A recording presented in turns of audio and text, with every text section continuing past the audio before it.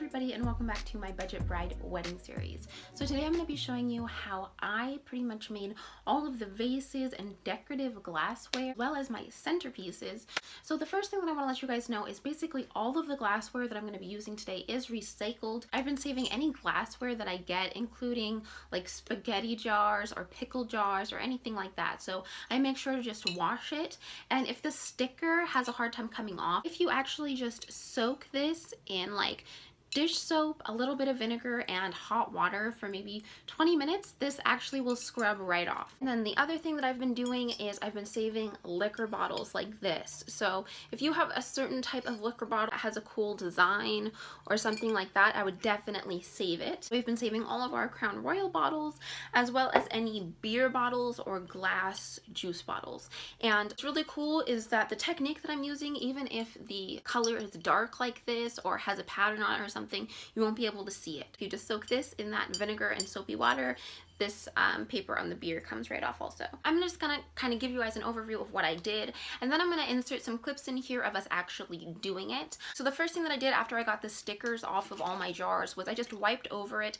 in rubbing alcohol. So rubbing alcohol is actually super cheap. You can get it for like less than $1 at most drugstores or grocery stores. So then after I did that, I was able to get right into the crafts. So for the Mod Podge that we're gonna be using to glitter the mason jars, I actually just made my own with Elmer's glue, and then I just mixed it with water. So the biggest thing is just making sure that the consistency is right. You don't want it too watery, but you don't want it too thick, if that makes sense. All of the spray paints that we got, I did get from just Home Depot for like $4 or $5. So that's what these look like. This one, I'm just gonna tell you guys right now, I'll insert a picture over here so you guys can see, did not turn out so well. So I would avoid getting the hammered texture one. The metallic Rust-Oleums worked amazing. This worked so cool. And what I love about these paints is that you don't have to have a primer. You can just wipe it down with rubbing alcohol and go right for it. They're a lot easier to use than the spray paints that you have to actually buy a separate primer, prime it first, let it dry for 24 hours. We did also try this glitter. They have silver as well as like a copper in this metallic, but they didn't have any sparkle. So I wanted to try this pink sparkle spray out, and this sucked. So I would not recommend trying their sparkle ones. I don't know if it's this specific one that's broken or if they all are like this, but yeah, it kind of just spit out and it was very uneven, and yeah, it just didn't look good. So just as a heads up. The other thing I want to tell you about the mason jars is if they have writing on them and things like that and you don't want them to show up, once we actually glittered them, you can't tell that they had writing on them. I think this is such an awesome idea. I love sparkle. What we did was we actually just took like that blue Scotch tape or painter's tape, and we just taped all the way around the outside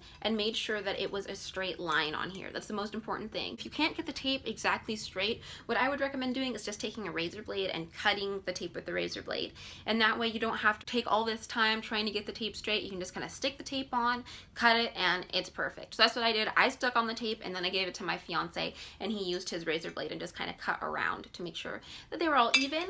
And then we pretty much did the same exact thing for these liquor bottles. I love how these Crown Royal bottles turned out. So this is what they look like.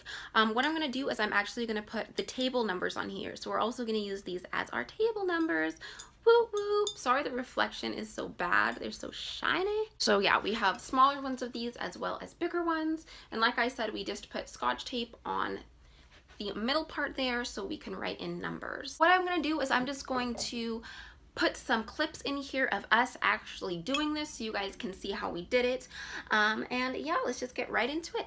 Here we go. First thing that I did was I just took this rubbing alcohol and I wiped over all of the bottles that we're gonna redecorate. We went to Home Depot and we got these. We're gonna do that to most of these, and then we're also gonna Mod Podge glitter some. And I've been saving these beer bottles, any glass juice bottles that I've been able to find, and then these are just like Crown Royal liquor bottles. And I thought these were cool because they have this cute like diamond design on them. And then I also found mason jars, so like huge pickle containers or like spaghetti jars and stuff like that I've been saving. Shaking these bottles. You're supposed to shake them for like a minute. And then we're gonna go ahead and spray all of these.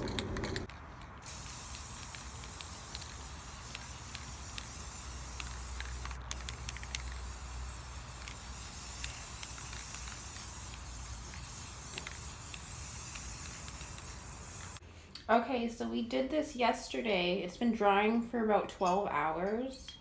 So we taped over this with just that blue masking tape. So now if you pull it off, voila!